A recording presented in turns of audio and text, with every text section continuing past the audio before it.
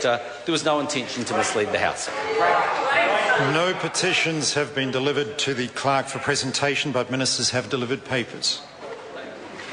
Annual reports for 2011-12 from the Asia New Zealand Foundation, the Electricity Authority, the Gambling Commission, the Government Superannuation Fund Authority, the Ministry of Pacific Island Affairs, the Ministry for Primary Industries, the Ministry of Transport, the New Zealand Customs Service, Ngāi Tahu Ancillary Claims Trust, the Nursing Council, the Parliamentary Council Office and the QE2 National Trust.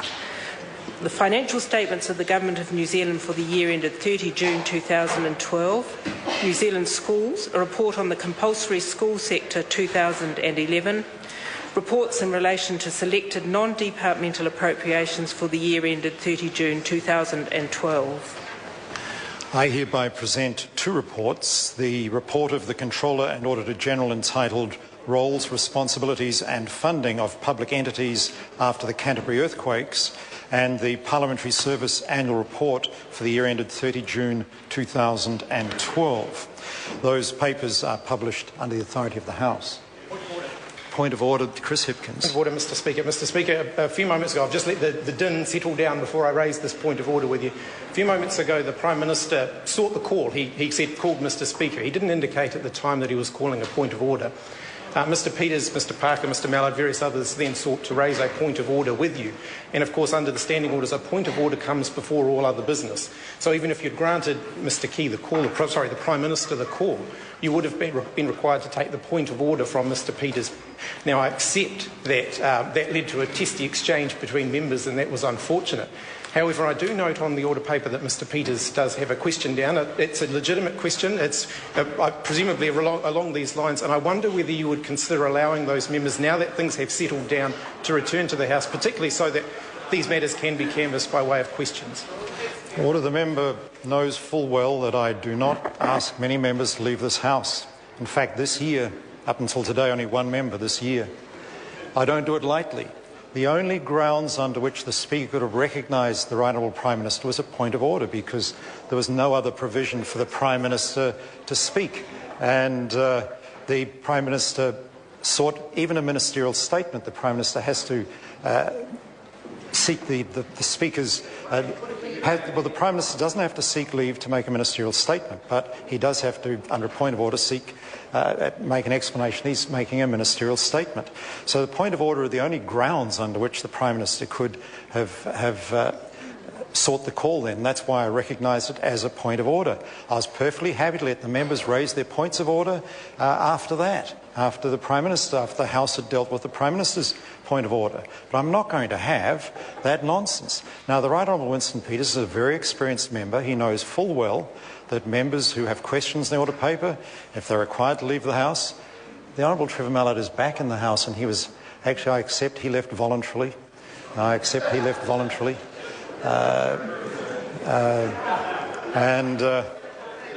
note that.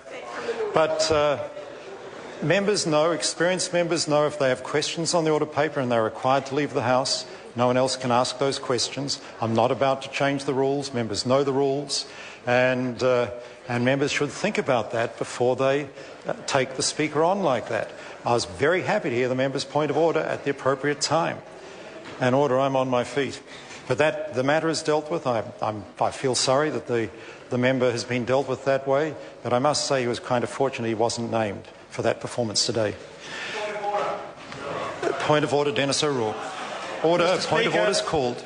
Mr. Speaker, my point of order is that the Right Honourable Winston Peters wrote to you on the 3rd of October 2012 with a reminder yesterday on the 15th of October 2012 concerning an investigation into a breach of parliamentary privilege by the Right Honourable Prime Minister, Mr. John Key. This is a point of order. Order. Member will resume his seat unless it be... Member will resume his seat. It has nothing to do with the proceedings of the House. Those matters are dealt with by letter to the Speaker, and the matter is being dealt with. It's not a matter to be dealt with. Order. I'm on my feet. And the member will learn to respect that. He'll be joining his leader. It's his choice. Just like I warned other members, it's their choice. They comply with my rulings or they leave the House. Point of order, Dennis O'Rourke. On that same matter, surely the House is entitled to an explanation concerning... Order. I have ruled on that matter, and that is the end of the matter. I'm sorry, but all members have to be treated the same. And the matter is not a matter legitimately raised by point of order in the House. And that's the end of that matter. Point of order. Point of order, the Honourable Trevor Mallett. Speaker, I seek leave to table the letters to you from the Right Honourable Winston Peters. Leave is sought to table those documents. Is there any objection? There is objection. There is objection. Order. Point of order. Point of order, Dennis O'Rourke. Mr Speaker, I seek leave to table 2 letters to yourself from the Right Honourable Winston Peters, one dated the 3rd of October 2012 and one dated the 15th of October 2012, concerning a request for an investigation to be undertaken into a breach of parliamentary privilege by the Right Honourable John Key. Leave is sought to table those documents. Is there any objection? There is no objection. The Select Committee of Point of Order, Charles Chabelle. Mr Speaker, would it be possible, I'm asking as a member of the Privileges Committee on this occasion, for you to give the House an indication of when you might have concluded an answer as to the request that's set out in the letter, please? Well, order. The Speaker receives such letters on a frequent basis. There's nothing unusual about that. In fact, the Prime Minister's response on this occasion was received yesterday, and the matter is being considered today. Select Committee reports have been delivered for presentation. Reports of the Commerce Committee on the Consumer Law Reform Bill and the interim report on the Commerce, Cartels and Other Matters Amendment Bill. Report of the Finance and Expenditure Committee on the Reserve Bank of New Zealand's Monetary Policy Statement, September 2012. Report of the Law and Order Committee on the Corrections Amendment Bill. And reports of the Primary Production Committee on a briefing on agricultural development in the Waitaki Basin and Mackenzie Country, and on the petition of G.R. Huey. The bills are set down for second reading, and the interim report on a bill, the report on the Reserve Bank Monetary Policy Statement and the report on the briefing are set down for consideration. The Clerk has been informed of the introduction of bills. Minimum Wage, Starting Out Wage Amendment Bill introduction.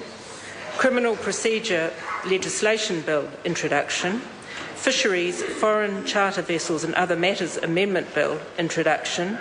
Local Electoral Amendment Bill number 2, introduction. Education Amendment Bill, introduction. Those bills introduced are set down for first reading.